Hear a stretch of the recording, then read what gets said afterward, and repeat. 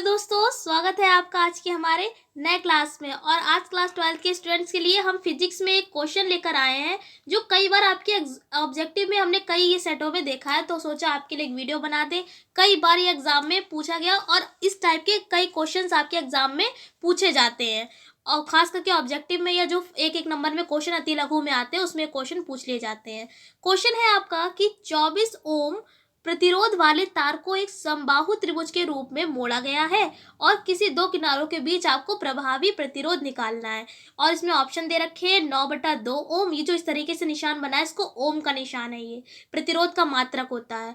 और ये दूसरा है 24 ओम, तीसरा है 12 ओम और डी ऑप्शन दे रखा है 16/3 ओम। क्या क्वेश्चन दिया गया है फिर से पढ़ देते हैं। क्वेश्चन में लिखा है 24 ओम प्रतिरोध वाले, कितने ओम? 24 ओम प्रतिरोध वाले एक समबाहु त्रिभुज है, उसको मोड़ा गया है। यानी कि समबाहु त्रिभुज की बात करें तो 3 कोने होते हैं एक त्रिभुज में। कितने कोने होते हैं? 3 कोने होते हैं। और हमने आपको एक वीडियो में बताया इसे पिछले क्लास में कि प्रतिरोध का निशान क्या होता है। इस तरीके से प्रतिरोध को हम बनाते हैं परिपथ में। क्यों? और इसको इंग्लिश में बोलते हैं रेजिस्टेंस, इसलिए हम इसको आर से लिखते हैं। ठीक है, ये तो उम्मीद करते हैं आपको ये बात पता ही होगी।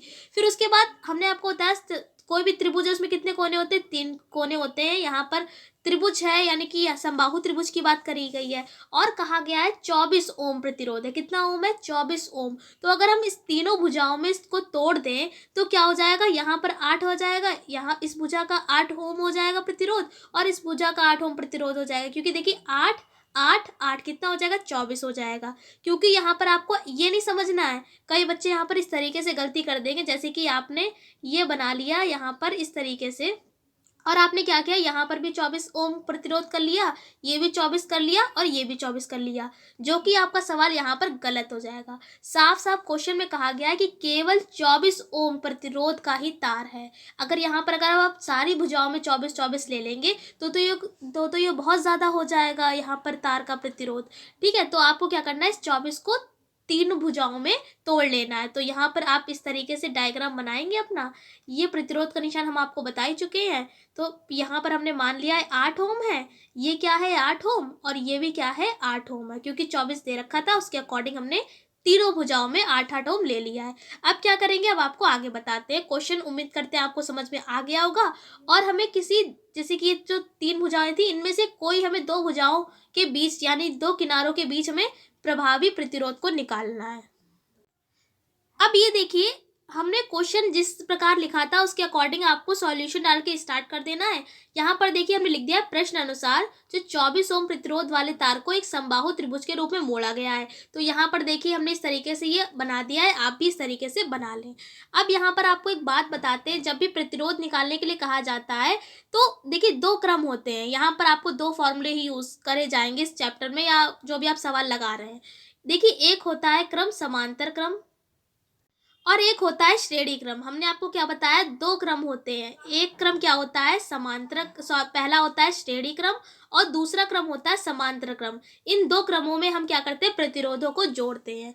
ठीक है, अब यहाँ पर श्रेणी क्रम और समांतर क्रम क्या होता है ये भी बता देते हैं। श्रेणी क्रम के लिए फॉर्मूला होता है R बराबर R1 प्लस R2, ये होता है श्रेणी क्रम के लिए फॉर्मूला। यानी जितने भी ओम अगर आपको, जितने भी प्रतिरोध आपको दे रखे हैं उसके अकॉर्डिंग जितने भी R हैं वो आप बढ़ा सकते हैं।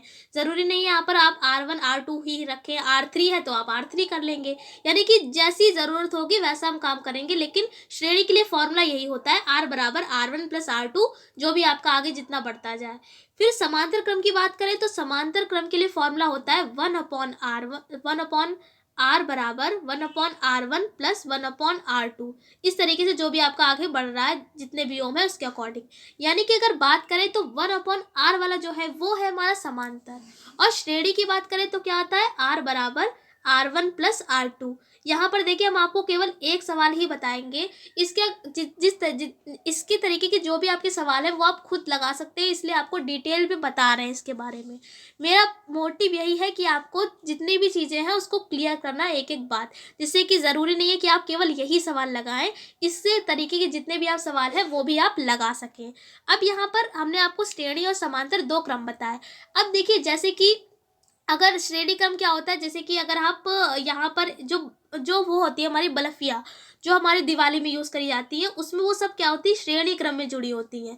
इसका एक स्विच होता है, वो आप लगा देते हैं जाके, तो वहाँ पर क्या होता है, केवल आप एक स्विच लगाते हैं तो सारी बल्बियाँ एक लाइन से जलने लगती हैं। तो इस क्रम को हम क्या कहेंगे, श्रेणी क्रम कहेंगे। और अगर हम बात करें समांतर क्रम की, तो समांतर क्रम का मतलब है जैसे कि आपके घरों में जो लाइट होती है, यहाँ पर जो भी आपका बल्ब है और पंखा है, जितनी भी इलेक्ट्रिक वाली आपकी जो वस्तुएं हैं, उनका क्या होता है, अलग अलग सबका स्विच होता है। क्या होता है, सबका अलग अलग स्विच होता है। इसलिए यानी कि अगर आप बल्ब वाले स्विच को जलाएंगे तो केवल बल्ब वाला ही जुड़ेगा, और अगर आप पंखे वाला चलाएंगे तो आपका वो फैन वाला ही स्विच चलेगा। तो इस क्रम को हम क्या कहते हैं, समांतर क्रम को कहते हैं। तो अगर आपसे कोई पूछे कि घरों में जो हमारी इलेक्ट्रिसिटी है वो समांतर क्रम में है या श्रेणी क्रम में है, तो आप कहेंगे समांतर क्रम में। क्यों? क्योंकि अगर श्रेणी क्रम में हम कह देंगे तो श्रेणी क्रम में तो केवल एक स्विच को जलाएंगे, सारे आपके सब कुछ चलने लगेगा। जैसे कि हमने केवल एक स्विच को ऑन किया, आपके घर में फैन है, बल्ब, जितनी भी इलेक्ट्रिसिटी वाली वस्तु है वो सारी चलने लगेंगी। इसलिए हमारे घरों में क्या होता है, समांतर क्रम में सारी चीजें जुड़ी रहती हैं। तो क्या बताया हमने आपको, श्रेणी में सभी एक केवल हम एक स्विच को चलाएंगे सब कुछ चलने लगेगा, ठीक है। और समांतर का मतलब अलग अलग। उम्मीद करते हैं आपको समझा पा रहे होंगे। अगर आपको अभी नहीं समझ में आ रहा है तो आपको एक तरीका और है समझाने का, समझा देते हैं। अगर आपको तार के रूप में समझाए तो देखिए, श्रेणी का मतलब है, ये देखिए 1 ओम प्रतिरोध हमने यहाँ लगा दिया, यहाँ लगा दिया, यहाँ, यानी कि जो लाइन से जुड़ी है चीजें, वो क्या होता है, श्रेणी क्रम होता है। अगर टुकड़ों में जुड़ी, जैसे कि एक टुकड़ा हम तार का ये ले ले और यहाँ पर एक प्रतिरोध जुड़ा हुआ है, ये बॉक्स टाइप का है, एक और यहाँ पर हम एक और टुकड़ा ले ले, वो यहाँ पर जुड़ा हुआ है, यानी कि जो दोनों टुकड़े हैं तार के अलग अलग है। इसका मतलब क्या है, ये समांतर क्रम है। कुल मिलाकर जो लाइन से जुड़ा है वो श्रेणी क्रम है, और जो अलग अलग यानी टुकड़ों में है वो क्या है, समांतर क्रम है। और फॉर्मूला तो उम्मीद करते हैं आपने लिख ही लिया होगा। क्या होता है, श्रेणी का होता है R बराबर R1 प्लस R2, और अगर समांतर की बात करें तो 1/R बराबर 1/R1 प्लस 1/R2। आप ये फॉर्मूलों को नोट कर सकते हैं। अब यहाँ पर आपको ये भी बता देते हैं ये सवालों में कैसे लगेगा। बहुत सरल होते हैं इस तरीके के सवाल, बस आपको समझना है क्या हम आपको बता रहे हैं। यहाँ पर देखिए, अगर हम इस चित्र को देखें तो यहाँ पर आपको बताना है कि नहीं, दो किनारों के बीच आपको प्रभावी प्रतिरोध को निकालना है। यानी कि हमने मान लिया कि हमें ए और सी के बीच निकालना है। यहाँ पर किसके बीच हम निकालेंगे, ए और सी के बीच निकालेंगे। आप चाहे ए बी के बीच निकाल लें, सी बी के बीच निकाल लें, आप किसी के बीच में निकाल सकते हैं, लेकिन हम यहाँ पर किसके बीच में निकाल रहे हैं, ए और सी के बीच में निकाल रहे हैं। अब यहाँ पर ए और सी के बीच हम प्रतिरोध कैसे निकालेंगे। सबसे पहले अगर हम देखें तो ये वाला और ये वाला जो टुकड़ा है वो एक से जुड़ा हुआ है, यानी वो टुकड़ा पूरा तार का एक है, और जो नीचे वाला टुकड़ा है वो अलग है। देखिए ना, ये वाला जो टुकड़ा है, अगर हम इस टुकड़े को बिल्कुल सीधा इस तरीके से कर दें, इस तरीके से, तो देखिए सीधा है, इसको क्या किया है, मोड़ दिया गया। लेकिन टुकड़ा क्या है, ये है एक तार ही, क्या है, ये पूरा एक तार है। ये देखिए, ये है पूरा एक तार, लेकिन इसको क्या किया, मोड़ दिया गया है। यानी कि ये कौन सा क्रम हो जाएगा, हमने आपको बताया जब एक तार है एक ही लाइन से जुड़ा हुआ है तो क्या कहलाएगा, क्रम श्रेणी क्रम कहलाएगा। तो देखिए यहाँ पर कितने, 8 ओम ये हो गया, 8 ओम ये हो गया, तो हमने यहाँ पर लिख दिया है 8 ओम 8 ओम श्रेणी क्रम में। क्या है, ये जो दोनों ओम है कैसे, श्रेणी क्रम में है। तो देखिए श्रेणी क्रम का फॉर्मूला लगा दिया, R1 R2 की वैल्यू रख दी 8 कितना हो जाएगा, यहाँ पर 16 ओम हो जाएगा। ये आपका निकल आया।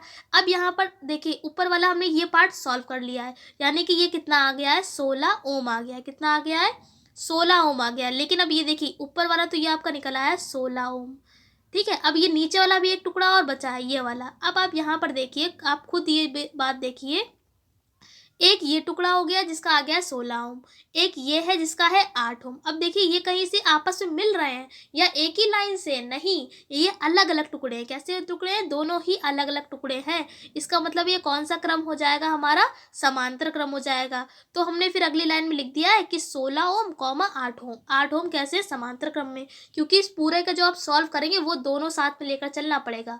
यानी कि जो 16 ओम ये वाला और 8 ओम ये वाला, ये दोनों कैसे, समांतर क्रम में। समांतर क्रम का हमने फॉर्मूला लगाया।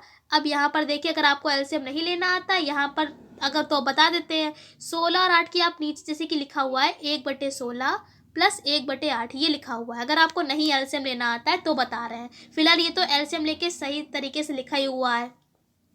आप नीचे वाले की आपस में गुणा कर लीजिए और इसकी इधर गुणा कर लीजिए, प्लस का निशान बीच में जैसा है वैसे ही लगा दीजिएगा और 16 की इधर गुणा कर लीजिएगा। फिर आपका कितना आएगा, आपका इतना ही आ जाएगा 16/3। आप वहाँ पर जब कैंसिल करेंगे जो भी आपका आएगा तो आपका 16/3 ही आएगा। तो यानी आपका आर का मान कितना आ गया है, 16/3, क्योंकि यहाँ पर क्या आया है 1/r बराबर 3/16। इसके बाद ये वाली लाइन है तो आपका ये आएगा। जब आप इसको पलटेंगे आर को ऊपर ले जाएंगे, यानी कि भिन्नों को पलट दीजिए, आर ऊपर जाएगा 1 नीचे आ जाएगा, 16 ऊपर जाएगा और 3 नीचे आ जाएगा। तो कितना आ जाएगा, आर बराबर 16/3 ओम। और मात्रक लिखना बिल्कुल ना छोड़ें, क्योंकि मात्रक ही मोस्ट इंपॉर्टेंट चीज़ है। अगर आपने मात्रक नहीं लिखा है तो आपका कुछ नंबर वहाँ पर कट कर दिया जाएगा। तो आपको मात्रक लिखना ज़रूर छोड़ना नहीं है। तो आपका इसका आंसर क्या हो जाएगा, 16/3। आपके में ऑप्शन डी होगा तो आप उसमें टिक कर लेंगे, क्या, 16/3। उम्मीद करते कि ये आपको क्वेश्चन समझा पाए होंगे। इस तरीके के क्वेश्चन ऐसे ही लगते हैं, बहुत इसमें अजीब अजीब के जो होते हैं चित्र बने होते हैं, इस तरीके के सर्किट बने जो होते हैं, लेकिन वो होते बहुत सरल है। बस आपको समझना है कि कौन सा टुकड़ा श्रेणी में है, कौन सा समांतर में है। तो आप ये अच्छे तरीके से समझ लीजिए। इस तरीके के सवाल ऐसे लगते हैं, केवल इन्हीं 2 फॉर्मूलों के बेस पर ही सारे सवाल लग जाते हैं। उम्मीद करते हैं कि आज का क्लास आपको पसंद आया होगा। अगर आया है तो लाइक कर दीजिए, और अगर आपको इस क्वेश्चन में या और कोई क्वेश्चन में डाउट हो रहा है, नहीं समझ में आ रहा है, तो आप हमको बता सकते हैं। हम आपके लिए फिर से एक अगली वीडियो बना देंगे। नहीं समझ में अगर आ रहा है, आपको कुछ दिक्कत है, तो आप हमें बता सकते हैं। हम आपसे फिर मिलते हैं एक ऐसी क्लास के साथ। तब तक के लिए जय हिंद, जय भारत, धन्यवाद।